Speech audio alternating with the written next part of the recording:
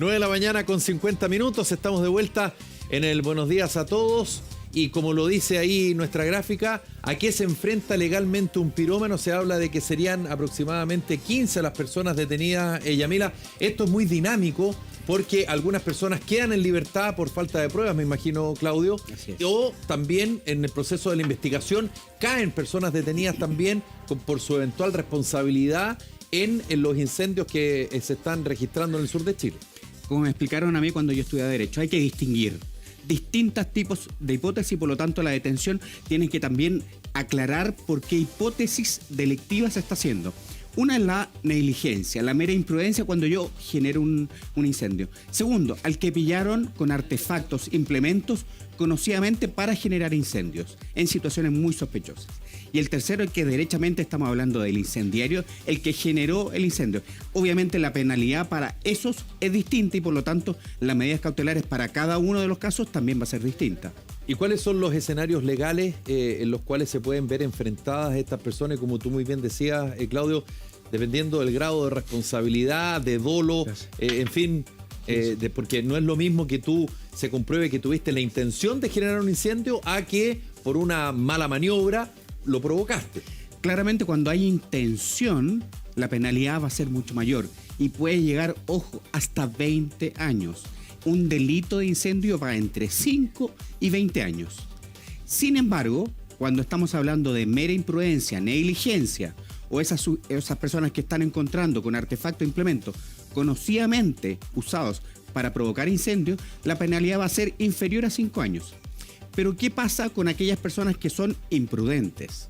Muy imprudentes, que no podían sino generarse o proyectarse que con esa acción imprudente podían generar un incendio. No hay negligencia ahí, no hay cuasi delito, hay delito pura y derechamente, y por lo tanto la penalidad asociada a esa persona va a ser entre 5 y 20 años. Ahora, Claudio, cuando pasan este tipo de cosas, pareciera, y esto lo digo en potencial, pareciera que las autoridades como que le hincan más el diente, es decir, pareciera que hay una presión mediática para responsabilizar a las personas que eventualmente cometieron este delito. ¿Cómo se maneja eso también desde la lógica legal? Porque el fiscal también tiene una presión, porque el juez que tiene que generar la sentencia también tiene la presión mediática, porque están todos los ojos puestos en si hay alguien responsable, tiene que pagar. ¿Cómo se maneja eso? Se genera, en estas situaciones se genera una psicosis colectiva, en términos de tenemos que buscar un responsable de esto. Y generalmente los responsables yo los voy a ubicar en personas. Muy difícil encontrar o buscar personas responsables en instituciones. Obviamente las puede existir, obviamente pueden haber compañías de carácter oportunista que pueden aprovecharse estas circunstancias, pero generalmente vamos a buscar personas y esas personas van a estar en una investigación. En esa investigación lo que están pidiendo la gente, lo que no están viendo es que queden detenidos, queden en prisión preventiva. Sin embargo, en algunos casos la penalidad no es tan alta, por ejemplo los imprudentes, los que encuentran con artefactos, no es tan alta como para que queden en prisión preventiva. Marcelo, veíamos los incendios también de Estados Unidos que fueron también gigantescos. ¿Sabes si ahí también, por ejemplo, hubo una mano humana o fue directamente un accidente? O sea, en general, al igual que Chile, la intencionalidad, o sea, el factor humano es sustantivo, o sea, la principal causa, y eso es aquí y en gran parte del mundo. Ahora, que sea intencional o que sea no intencional, ese es un tema que se discute, pero el hecho se da, allá y acá, sea país desarrollado, en vías de... es una realidad que acompaña lamentablemente a nuestra sociedad. Y la planificación en Australia, en Estados Unidos, y el cuidado del medio ambiente de los ciudadanos, ¿es distinto al chileno?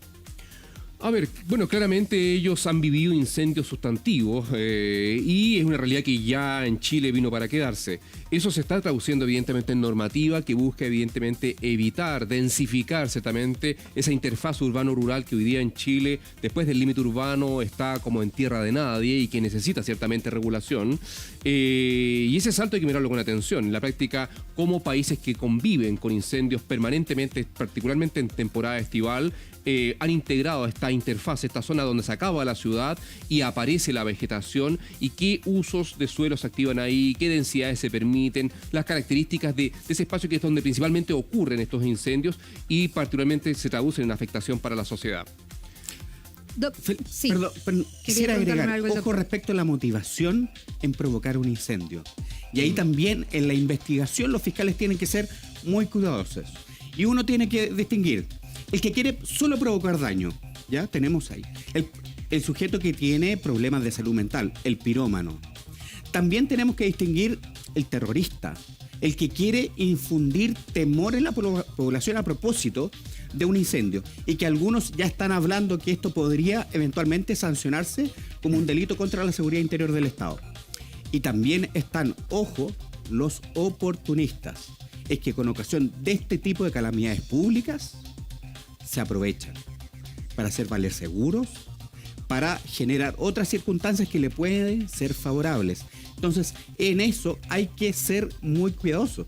Y ojo, también, y lo hemos visto a propósito de las situaciones y las calamidades a propósito de las nieves, ¿qué pasa con las compañías eléctricas en estas situaciones respecto de la eventual responsabilidad que podría existir por descuido? Claro, lo que hablábamos con Marcelo hace poco rato respecto al tema de la mantención de las torres de alta tensión, por ejemplo. No, y también lo que hablas tú también, el tema de aprovecharse de esas situaciones, cuánta gente hay que ha aprovechado de robar en esta situación de catástrofe y que muchas veces también son intenciones para poder desvalijar muchas propiedades. Lo que quería preguntarle al doctor es, ¿qué pasa con la educación de parte de los padres hacia los niños? Sobre todo, por ejemplo, ahora que estamos en vacaciones, al ver esta catástrofe, falta un poco, ¿no?, de educación a nivel educacional y a nivel familiar también sobre cómo ser conscientes con la naturaleza que tenemos, cómo cuidar un poco más el medio ambiente. Bueno, yo creo que atrás de todo esto hay un tema de fondo que es el tema de la salud mental. O sea, porque cuando hablamos de los pirómanos, ciertamente estamos hablando de personas que tienen un trastorno psicológico, ¿no es cierto?, que seguramente están identificados. Yo pensaba que debe haber muchos de estos pirómanos que ya han tenido eventos previos a esto, o sea, que pudieran, incluso legalmente a lo mejor ya fueron detenidos en otra oportunidad, que hay antecedentes, o sea, esas personas debieran ser claramente identificadas y protegidas. Con respecto a los niños, bueno, todas estas experiencias trágicas, digamos, son importantes, porque ahí juegan un rol los padres, ¿no es cierto?, los profesores, todo el ambiente, en hacerles ver al niño la importancia de la prevención. Porque acá lo más importante es prevenir. ¿Cómo evitamos que, porque un niño va a decir, papá, ¿cómo hago para que no se produzcan estos incendios? ¿Cómo evitamos? Entonces, para que el niño no sea el responsable de hacer fuego, porque los niños juegan con fuego muchas veces, y van y hacen fuego en el patio de la casa, ¿no es cierto?, en una zona cercana a los bosques, y sin darse cuenta ese fuego llega a la casa del vecino y empiezan a quemarse los árboles. Entonces, hay un tema de educación que es muy importante, o sea, hacerles verdaderos cursos de prevención, hacerles ver la importancia, ¿no es cierto?, de mantener un ambiente que sea sano, en el sentido que, claro, ahora contaminación, pero la contaminación no termina ahora, porque seguramente dentro de poco van a estar quemando un basural y ese mismo basural va a generar humo y ese humo va a ser igualmente tóxico. Entonces, hay que preparar a los niños desde el punto de vista educacional para su rol futuro como ciudadanos del país, que van a enfrentarse a esto indefinidamente, porque acá se habló mucho de California. Yo viví un tiempo en Los Ángeles y yo me acuerdo que todos los años se quemaban los bosques cercanos a las playas, ¿no es cierto?, y a los lugares más caros. Llegó un momento que las compañías de seguro no aseguraban más las casas. Mira. La gente se hacía las casas en esa zona sin seguro. Increíble en Estados Unidos que todo está bajo seguro. Porque la verdad que los incendios eran repetitivos. Todos los años se quemaban unas casas increíbles de actores de cine, de gente muy conocida. Entonces, hay un tema, ¿no es cierto?, de repetición de los hechos, como en Chile, los incendios de los bosques. Sí. O sea, este año, afortunadamente, todavía no tenemos incendios en la zona de Valparaíso, pero era lo habitual encontrarse con esos Pero incendios. hubo en Viña. Hubo en Viña, claro, pero hemos estado bastante bien, el problema está en el sur. Entonces hay que educar a los niños, hay que educarlos en el colegio y educarlos en la casa. Yamila, yo agregaría que es importante lo que dice el doctor respecto a la educación, porque siempre le delegamos ciertamente la educación el gran parte del grueso de los problemas o la solución también. Pero particularmente muy puntual es que la educación relacionada con peligros o riesgos para la sociedad son temas que son tratados en el currículum de nuestros estudiantes, tanto en básica como en enseñanza media, pero todo depende del contexto regional y también todo depende de la escuela, colegio, liceo y los tiempos que dedican para ello. Generalmente son espacios muy contenidos generalmente es un contenido muy transversal y homogéneo, y no incorpora ciertamente la diferenciación que existe en nuestros territorios, donde evidentemente el mundo rural en el norte, en el altiplano chileno, es muy distinto de la ruralidad que estamos viviendo al interior de Ñuble, o lo urbano. Evidentemente el contenido de cómo evitar o convivir o una conducta más preventiva para evitar que se materialicen incendios forestales pasa por contenidos agresivos, transversales, sea cual sea la materia, donde siempre sean incendios, sean aluviones, sea la marejada, sea etcétera, se transformen en conductas de autocuidado de nuestros jóvenes para convivir ciertamente con esta incertidumbre que cada día acompaña el día a día de nuestro vivir. Pero pareciera que el elemento del cambio climático, tal vez, Marcelo, como que te va a terminar obligando a una planificación distinta. Ya no puedes tener la misma planificación porque básicamente yo siempre digo, el ser humano es muy egoísta. Dice, no, hay calentamiento global, en fin, sí, pero eso pasa ya. No, le pasó a un amigo que parece que está lloviendo más. No, es que está nevando. Cuando te llega a ti, ese es ese exacto momento en que tú cambias tus conductas. Así es, pues eso no sí, es antes, no, lamentablemente. total. Y Sí. ahora ya está instalado el Como tema. el país mismo que reacciona, no se Exactamente, anticipa. pero es ahora, ya la situación es distinta. Entonces te obliga un poco la realidad a cambiar esa planificación, ¿o no? Claro, y en lo que tú afirmas hay dos elementos clave que son parte de la estrategia de la política que tiene el Estado de Chile para convivir con la emergencia climática, que son los procesos de adaptación y mitigación. Claro. La adaptación busca adaptarnos a este nuevo escenario, pero esa adaptación está matizada por lo que menciona Felipe, que es esta ilusión de invulnerabilidad, que a mí no me va a pasar, que es un problema de los científicos, de las científicas, de los hombres de laboratorio y las mujeres de delantal blanco, de la NASA, de la ciencia. Ellos tienen la respuesta, pero evidentemente bien sabemos que acá todas y todos tenemos un grado sustantivo de responsabilidad, y esa incertidumbre que viene para el futuro, ese proceso necesario y urgente transformativo de transformarnos como sociedad, es un gran desafío, donde evidentemente lo que tú mencionas de esta ilusión de que yo no, hace mucho más complejas las cosas. Yo solo quería hacer una pregunta, Claudio, sobre el tema de los pirómanos o estos potenciales pirómanos que han detenido en el sur. ¿Qué pasa ahí con ellos?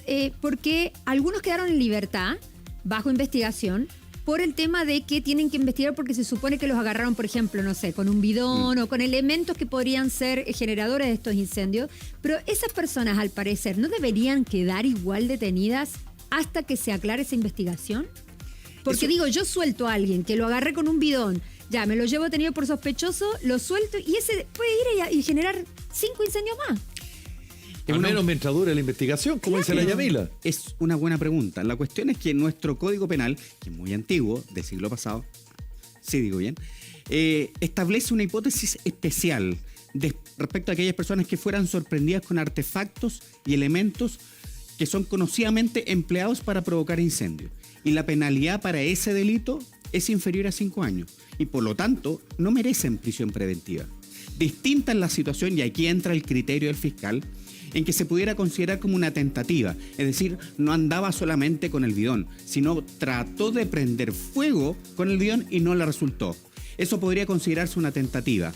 Y si fuera tentativa, si fuera así, esa persona sí debiera quedar en prisión preventiva, porque la tentativa de un delito de incendio, la penalidad parte de los 5 años. Esa es la diferencia.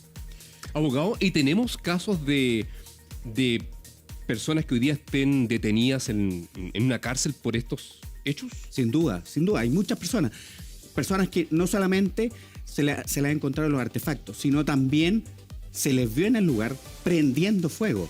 Uno dice, ¿cómo una persona puede en estas circunstancias prender fuego? Y que ya nos confirma quincenal. Y estuvieron detenidos, estuvieron en prisión preventiva durante la investigación. Pero la regla general, que es el 90% de los casos que yo conozco y que están en el sistema, no quedan con prisión preventiva. Yo creo que ellos lo saben y por eso lo hacen también. Sí.